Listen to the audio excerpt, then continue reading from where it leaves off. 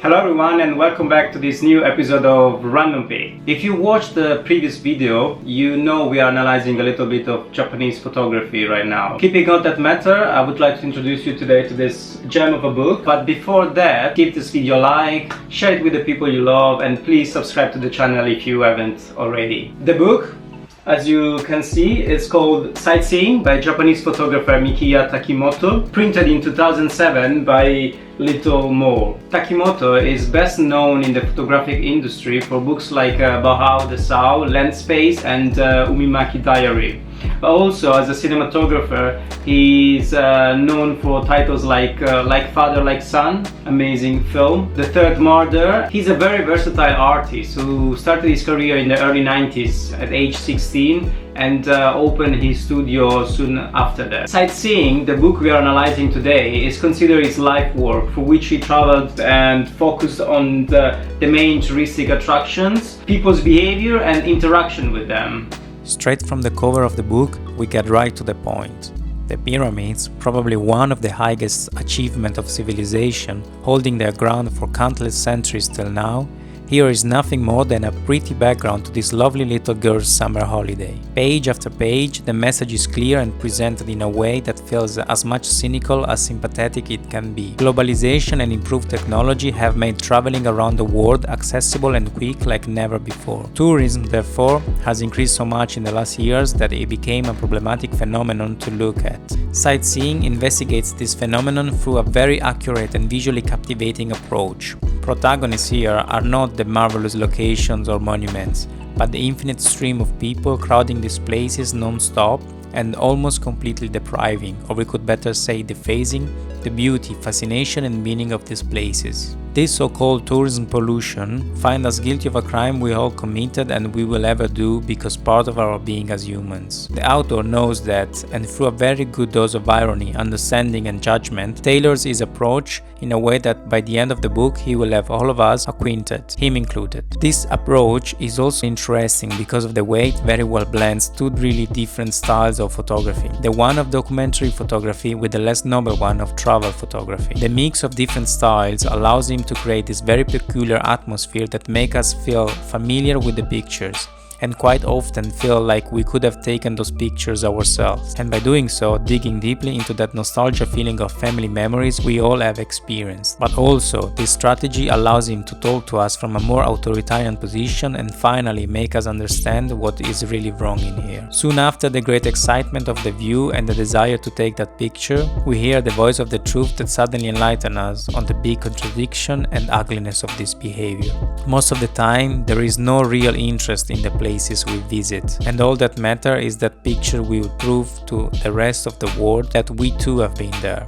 As Susan Sontag says in some of her famous writings on photography, family moments and tourism are so deeply entangled with the art of photography that despite all the embarrassment that this can create, it is really impossible not to see it or not to consider it. In this book, the contradiction of tourism, such as heavy crowds, superficiality and sometimes ignorance, as well as the inexplicable need of photographing these places most of the time we don't really care about, and most important, photographing us visiting them, are very well exposed and pointed out to us. The same people who have been countless times guilty of this behavior. We must create a proof that we have been there. But why?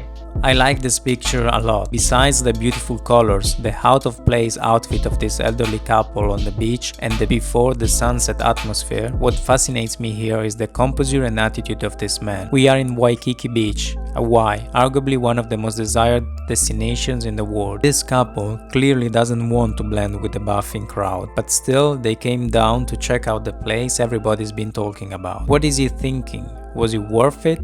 He might as well be one of the very few people who is appreciating the moment in its fullest. Key picture of the entire work, this one taken on Easter Island among the famous Moai heads, shows how the greatness and magic of such a place, as well as its inexplicable historical value, can be easily trivialized by such a simple and distracting behavior. Among a couple of photographers here and there, and a guy picnicking on the grass, this woman is peacefully enjoying a reading using an ancestor's head as shelter from the sun. I like how the irony of this picture is so subtle that works both ways. From one side, it upset us and we get the lack of respect of her behavior. But on the other side, it also makes us think about the concept of value. Value is a quality that doesn't belong to something, but instead is an attribute we give to it. And because of that, the value of a place, like in this case, changes with the people that are interacting with it. Even though centuries ago those heads were sacred icons for some people, they now are nothing more than pretty looking stones somebody sculptured ages ago for whatever reason they did, and under which she is now going to shed from the sun and peacefully enjoy her reading. Here we are in China, the Great Wall. Analyzing this picture through the pattern of the three arches, here we have three different ways of experiencing sightseeing. Under the first arch on the left, we see this man dressing from a walk, having some food and probably talking about each other's life. In the middle, more commonly, her father and sister are taking a picture of this girl with the mother looking at her from the side. A memory has been made, she's been there and she can now prove it. Finally, on the third arch, another memory is about to be made. Godmother and son are posing for the parents. They probably don't see each other quite often and maybe they live in two different cities. But today they are finally together on a weekend trip to the Great Wall. This memory is a little different from the previous one. This is not a proof of achievement, but more possibly an occasion of bond and a chance for her to have something she will later be able to look at once the day will be done and she will be away from her grandson. Moving on to this page, she's creating a memory too. We are in Lake Nakuru, Kenya, and this woman can't believe her eyes. She stumbled upon what looks like an infinite number of flamingos having lunch right in front of her. She must show this to her friend Betty back home. Oh, she'll be so jealous. She's gonna love it. Funny enough, from here, she too looks like a flamingo. With those two skinny, pink, crossed legs with rounded knees, she merges perfectly in the context. And even the shorts color matches the one of the flamingo's fur. Finally, here we are in Times Square, New York. Among the madness of the city, at the center left of the image, this family of mother, father and 3 children is gathered up tight, holding the hands of each other in a state of ecstasy and confusion. They finally made it and visited one of the most famous squares in the world. The feeling of achievement and delight emanates clearly from the father's face, and he's filming it.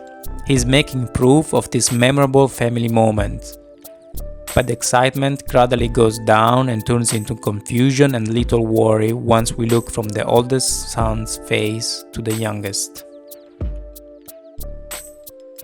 I decided to pick this book straight after the video about Rinko Kawauchi's work to compare how two different techniques and approaches coexist in the contemporary Japanese photography landscape. Sightseeing is a book of universal power and relevance. One of the strongest qualities of it, beside the beautiful images, the design and the structure of the book, is the ability to shift back and forth from the individual point of view of the tourist to the universal point of view of the critic, of the viewer of the book. What makes sense to us as a tourist, if looked from the outside perspective of the viewer, clearly shows up the nonsense and the ugliness of our behavior. The reason why I consider this a great book, despite the love for the images and the gorgeous nostalgic analog colors, is the immense value it holds as an anthropological study of the human need of traveling and creating this citizen of the world shared memory. But also, more simply, to be able to say that we have looked around, we've been around the world, and somehow we have been reassured that there is no better place than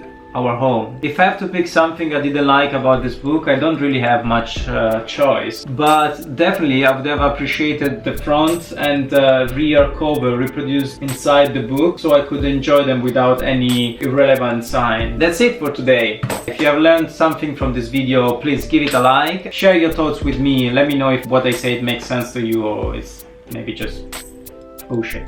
Bye for now, and I'll see you at the next random pick.